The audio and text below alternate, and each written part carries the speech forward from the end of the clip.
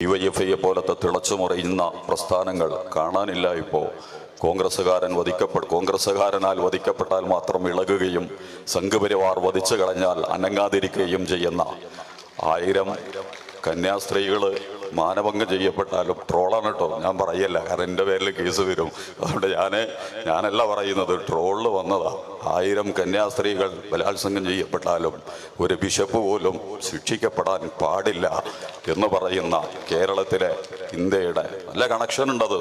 അത് തിരുവനന്തപുരം പിണറായിയിൽ നിന്ന് തുടങ്ങി, സഭകളിൽ നിന്ന് തുടങ്ങി ഡൽഹി വഴി വത്തിക്കാൻ വരെ എത്തിച്ചേരുന്ന ആഗോള രാഷ്ട്രീയത്തിൻ്റെ മുഴുവൻ ഡീപൊളിറ്റിക്സും അധോലോക നായകത്വത്തെയും പ്രതിനിധീകരിക്കുന്നതിൻ്റെ അടയാളങ്ങളും ആഴങ്ങളുമൊക്കെ അവതരിപ്പിക്കുന്നതാണ് ആ ഒരു കൊച്ചു വിധി പോലും.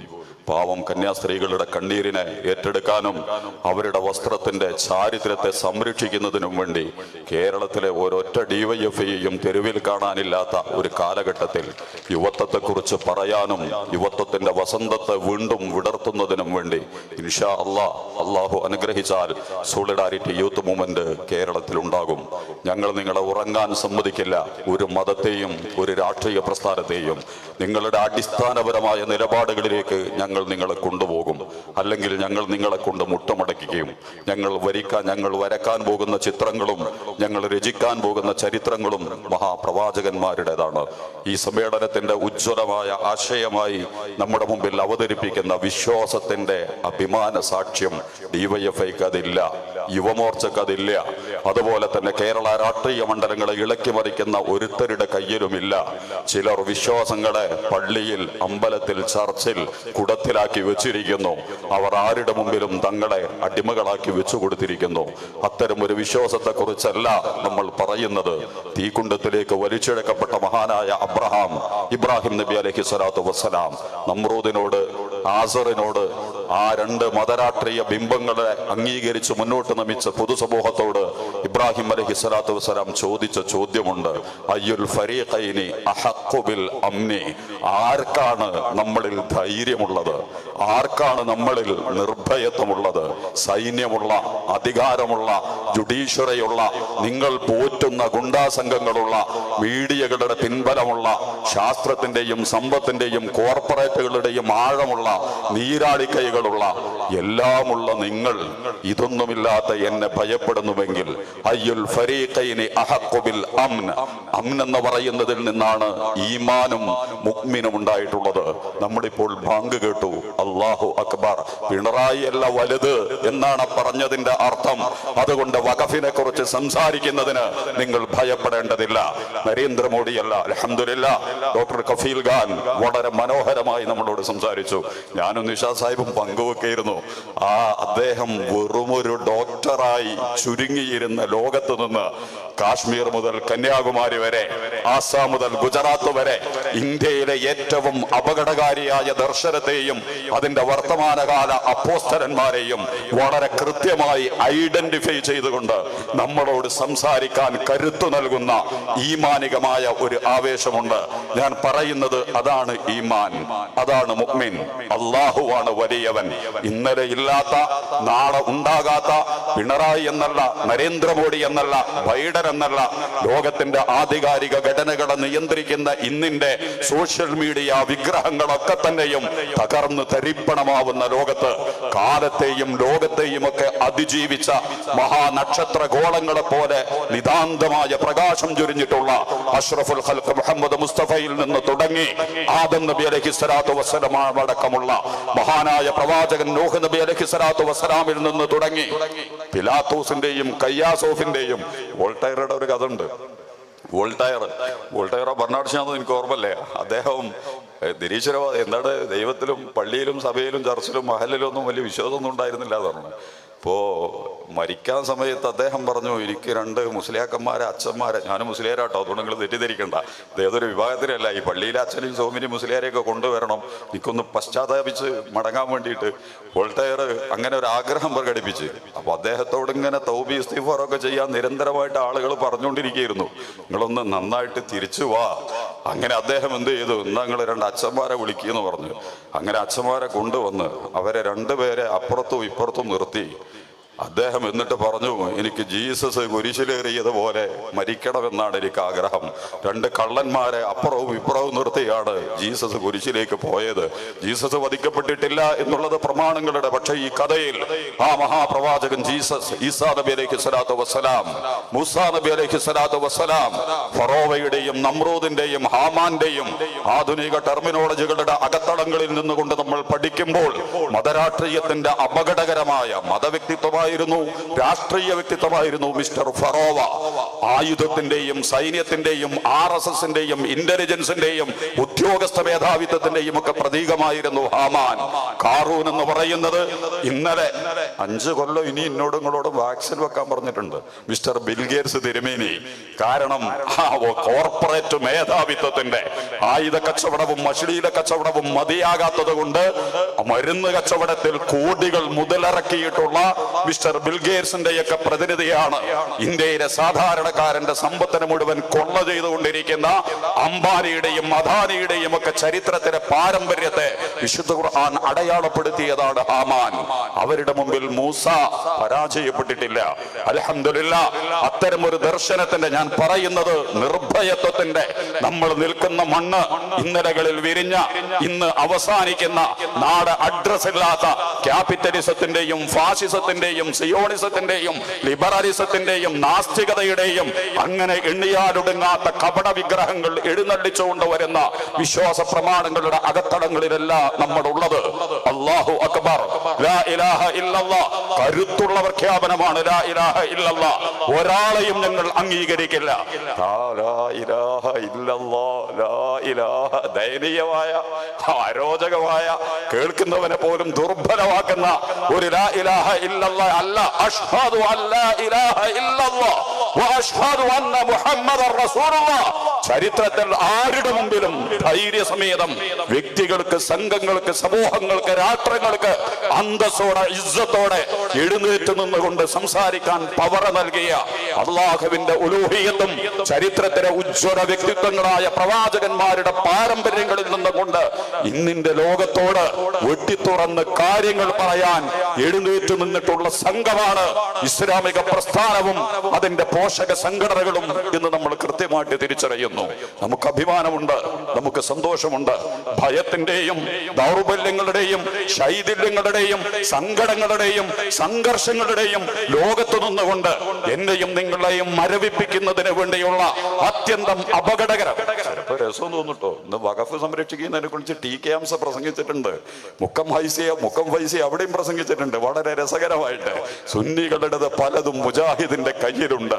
ഇങ്ങനെ ഇങ്ങനെ ഇങ്ങനെ നമ്മുടെ വഖഫിനെ സംരക്ഷിക്കുന്നതിന് വേണ്ടി പല കോലത്തിലുമുള്ള ആളുകൾ നമ്മളിലേക്ക് രംഗപ്രവേശനം ചെയ്തുകൊണ്ടിരിക്കുന്ന ഒരു ഘട്ടത്തിൽ അടിസ്ഥാനങ്ങളെ, സത്യങ്ങളെ, നീതിയെ, ബോധ്യങ്ങളെ ഈ രാഷ്ട്രീയ കാപട്യങ്ങളുടെ കള്ളകാലത്ത്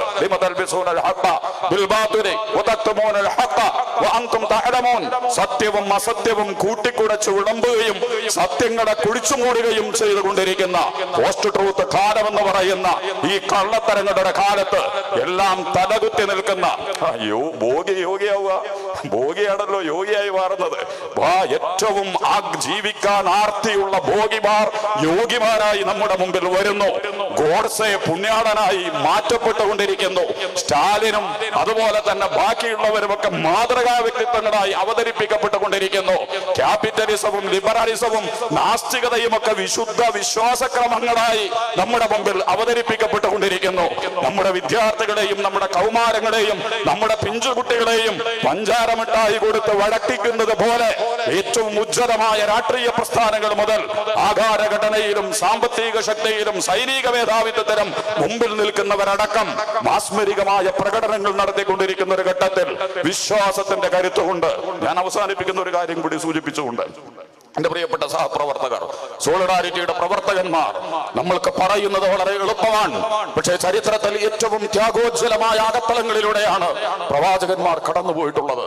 വേദനകളുടെയും സംഘർഷങ്ങളുടെയും നോവുകളുടെയും നൊമ്പരങ്ങളുടെയും അത്യന്തം അരോചകമായ ഘട്ടങ്ങളിൽ പോലും അതിനെ അഭിമുഖീകരിക്കുന്നതിന് വേണ്ടി അവർക്ക് കരുത്തു നൽകിയിട്ടുള്ള ഇസ്ലാമിന്റെ, അള്ളാഹുവിന്റെ, പ്രവാചകന്റെ, വേദങ്ങളുടെ മൂല്യപരമായ അകത്തളങ്ങളിൽ നിന്നുകൊണ്ട് വരാനിരിക്കുന്ന ഇബ്ലീസിന്റെ ലോകത്ത്, താഗൂത്തിന്റെ ലോകത്ത്, ശൈത്താന്മാരുടെ ലോകത്ത്, കുഫറിന്റെയും ഫുസൂഖിന്റെയും ദുൽമിന്റെയും നിഫാഖിന്റെയും ലോകത്ത് തഖ്വയുടെയും ഇഹ്സാന്റെയും ഈമാനിന്റെയും ജിഹാദിന്റെയും അതുപോലെ തന്നെ ഖൈറിന്റെയും ജീവിത മൂല്യങ്ങളുടെയും അകത്തളങ്ങളിൽ നിന്നുകൊണ്ട് നമ്മൾ ചോദിക്കും, ഗോഡ്സെയാണോ പുണ്യാളൻ? അതല്ല മഹാത്മാഗാന്ധിയാണോ പുണ്യാളൻ? അതല്ല സ്റ്റാലിനാണോ പുണ്യാളൻ? അതല്ല ചരിത്രത്തിൽ വളരെ മനോഹരമായ ദർശനങ്ങൾക്ക് നേതൃത്വം നൽകിയ ഉമർ ഇബ്നുൽ ഖത്താബാണോ പുണ്യാളൻ? അബൂലഹബാണോ പുണ്യാളൻ? അതല്ല മുഹമ്മദ് മുസ്തഫ തിരുമേനി സല്ലല്ലാഹു അലൈഹി വസല്ലമയാണോ? കമ്മ്യൂണിസമാണോ പുണ്യമുള്ളത്? ഫാഷിസത്തിലാണോ പുണ്യമുള്ളത്? അതിന്റെ നേതൃത്വത്തിലും അതിന്റെ സംവിധാനങ്ങളിലുമാണോ പുണ്യമുള്ളത്?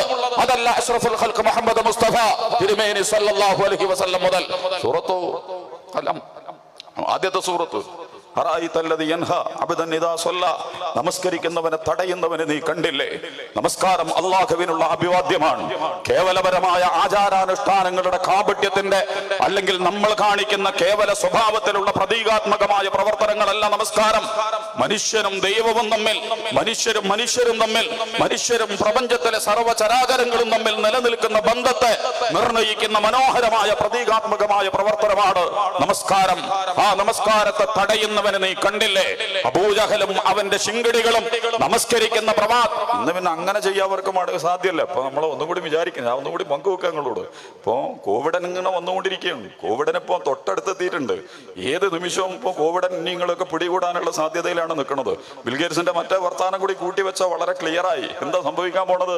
എന്നെ നിങ്ങളെയൊക്കെ ഇട്ടിട്ട് ഒരു 5-6 വർഷം കണ്ടിട്ട് വരട്ടിയാൽ ഈമാനികമായി, ഇസ്ലാമികപരമായി, ഇഹ്സാനികമായി, മൂല്യപരമായി, തഖ്വാപരമായി മൂല്യങ്ങളിൽ നിന്ന് ഒരു സമൂഹത്തെ അടർത്തിയെടുക്കാൻ പറ്റുന്ന 4-5 വർഷത്തെ, കാരണം ബിൽഗേറ്റ്സിന്റെ ഒരു പ്രവചന 5 കൊല്ലങ്ങൾ വെച്ചിട്ടേ പോകേണ്ടി വരും നമ്മളോട് പറഞ്ഞിട്ടുള്ളത് എന്ന് പറഞ്ഞാൽ റമദാനും ഹജ്ജും ഒക്കെ വരുന്നതിന്റെ ഇടയ്ക്ക് കോവിഡ് കൃത്യമായിട്ട് ക്രമപ്രവൃത്തമായിട്ട് ഇറങ്ങി വരും. ഓരോ വർഷത്തിലും ഉണ്ടാകും.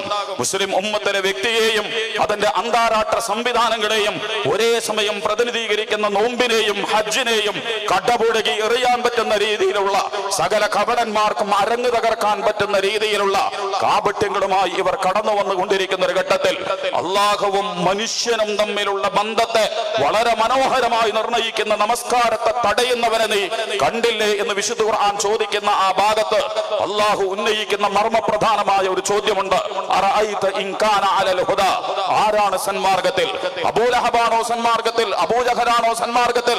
അതല്ല മുഹമ്മദ് മുസ്തഫ തിരുമേനി സല്ലല്ലാഹു അലൈഹി വസല്ലമയാണോ സന്മാർഗത്തിൽ? ഈ പ്രവാചകൻ കൽപ്പിക്കുന്നത് തഖ്വയാണെങ്കിൽ, പുണ്യമാണെങ്കിൽ, നന്മയാണെങ്കിൽ, ഞാൻ പറയുന്നത് സോളിഡാരിറ്റി യൂത്ത് മൊമെന്റും ജമാഅത്തെ ഇസ്ലാമിയും അതിന്റെ ജനനം മുതൽ ഈ ഘട്ടം വരെ പ്രയോഗങ്ങളിലും പ്രബോധനങ്ങളിലും വളരെ ഉജ്ജ്വലമായ നന്മകളെ മാത്രം പ്രതിനിധീകരിക്കുകയും പ്രയോഗിക്കുകയും പ്രബോധനം ചെയ്യുകയും ചെയ്തുകൊണ്ട് കടന്നു പോകുന്ന പ്രസ്ഥാനമാണ്.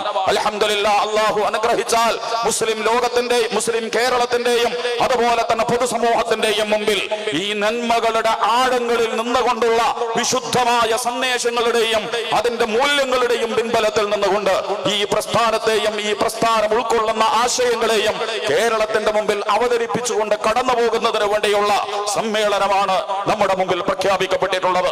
സഹപ്രവർത്തകരെ, സഹോദരങ്ങളെ, വളരെ മനോഹരമായി ഏറ്റെടുക്കുക, വളരെ മനോഹരമായി അതിനെ പ്രയോഗിക്കുക. കേരളത്തിന്റെ സംഘർഷഭരിതമായ സാമൂഹികാന്തരീക്ഷങ്ങളിൽ കാരുണ്യത്തിന്റെയും ദയയുടെയും വാത്സല്യത്തിന്റെയും സ്നേഹത്തിന്റെയും ത്യാഗത്തിന്റെയും, നിങ്ങൾ ഒന്നും കൂടി ഞാൻ പറയാം, ഒരു ഷേണായി പാറ്റ്നയിലെ ഒരു ഡിവൈഎസ്പിന്റെ പ്രസംഗമുണ്ട് നമ്മുടെ വാട്സപ്പില്. ഷേണായി എന്ന് പറഞ്ഞിട്ട് മുഹമ്മദ് നബിനെ കുറിച്ച് അദ്ദേഹം പറയുന്നുണ്ട് 32 പ്രാവശ്യമാണ് ജിഹാദിനെ കുറിച്ച് പറഞ്ഞിട്ടുള്ളത്. കല്ലറങ്ങാട്ട് ബിഷപ്പിന്റെ ജിഹാദ് മുതൽ മാർക്ക് ജിഹാദിൽ എത്തി നിൽക്കുന്ന ഒരു ജിഹാദാണല്ലോ നമ്മുടെ മുമ്പിലുള്ളത്. ജിഹാദുണ്ട്. എന്നിട്ട് അദ്ദേഹം പറഞ്ഞു 32 പ്രാവശ്യമാണ് ജിഹാദിനെ കുറിച്ച് പറഞ്ഞതെങ്കിൽ 312ഓളം സ്ഥലങ്ങളിൽ റഹ്മത്ത് എന്നുള്ള പദം, റഹ്മാൻ എന്നുള്ള പദം ഖുർആൻ പ്രയോഗിച്ചിട്ടുണ്ട്. കാരുണ്യമാണ്, ദയയാണ്, വാത്സല്യമാണ്, സ്നേഹമാണ്. അതിൽ നിന്ന് ഉരുത്തിരിയുന്ന വ്യക്തികളെയും സമൂഹങ്ങളെയും കാരുണ്യം കൊണ്ട് വലയം ചെയ്യുന്ന ഒരു ദർശനമാണ് നമ്മുടെ കയ്യിലുള്ളത് കൊണ്ട് ആശയങ്ങളും ആദർശങ്ങളും ഇല്ലാത്തത് കൊണ്ട് ആയുധങ്ങൾ കൊണ്ട് സംസാരിക്കുന്ന വളരെ അപകടകരമായ ഒരു ലോകം നമ്മുടെ മുമ്പിൽ നിർമ്മിക്കപ്പെട്ടുകൊണ്ടിരിക്കുന്ന ഒരു ഘട്ടത്തിൽ 7 മണിക്ക് വെട്ടി 6 മണിക്ക് പകരം വെട്ടി. ആ വീട്ടിനെ കുറിച്ച് മാത്രമൊന്നുമല്ല പറയുന്നത്. വീട്ടിലെ അച്ഛൻ മക്കളെ വിട്ടുന്നുണ്ട്, ഇപ്പൊ മക്കളെ അച്ഛനെ വിട്ടുന്നുണ്ട്, അമ്മ ഭർത്താവിനെ വിട്ടുന്നുണ്ട്, ഭർത്താവ് ആളും കൂടിയിട്ട് അയലോക്കത്തെ കാമുകിയെ വിട്ടുന്നുണ്ട്. നിങ്ങൾ കേരളത്തിൽ ഇപ്പോൾ നടന്നുകൊണ്ടിരിക്കുന്ന ക്രിമിനൽ കൊലപാതക രീതിശാസ്ത്രങ്ങളെ കാമുകൻ കാമുകയെ നിർത്തിയിട്ടും വെട്ടിയും കുത്തിയും തീയിലിട്ടുമൊക്കെ വേവിച്ചു കൊന്നുകൊണ്ടിരിക്കുന്നു. കാരണം കേരളത്തിന്റെ ധാർമ്മികമായ അകത്തളങ്ങളെ തകർക്കുന്ന ഘടനാപരമായ സകലതും എവിടെയൊക്കെയോ വിരിഞ്ഞ് വെന്ത് പാകമായി അവതരിപ്പിക്കപ്പെട്ടുകൊണ്ടിരിക്കുന്നു എന്നുള്ളതിൽ നിന്നാണ് 6-7 മണി ഇടവിട്ടും 6 മണി ഇടവിട്ടും വീട്ടിലെ വിട്ടും നാട്ടിലെ വിട്ടും റോട്ടിലെ വിട്ടും മക്കളെ വിട്ടും മാതാപിതാക്കളെ വിട്ടുമൊക്കെ ഇവിടെ ആവർത്തിക്കപ്പെട്ടുകൊണ്ടിരിക്കുന്ന ഒരു ഘട്ടത്തിൽ വംശീയ വർഗീയ സാമുദായിക ജാതീയ അടിത്തറകളിൽ നിന്നുകൊണ്ട് കാര്യങ്ങളെ സംഘടിപ്പിച്ചുകൊണ്ടിരിക്കുന്ന ഒരു ഘട്ടത്തിൽ കാരുണ്യത്തെക്കുറിച്ചും ദയയെക്കുറിച്ചും സ്നേഹത്തെക്കുറിച്ചും മൂല്യങ്ങളെക്കുറിച്ചുമുള്ള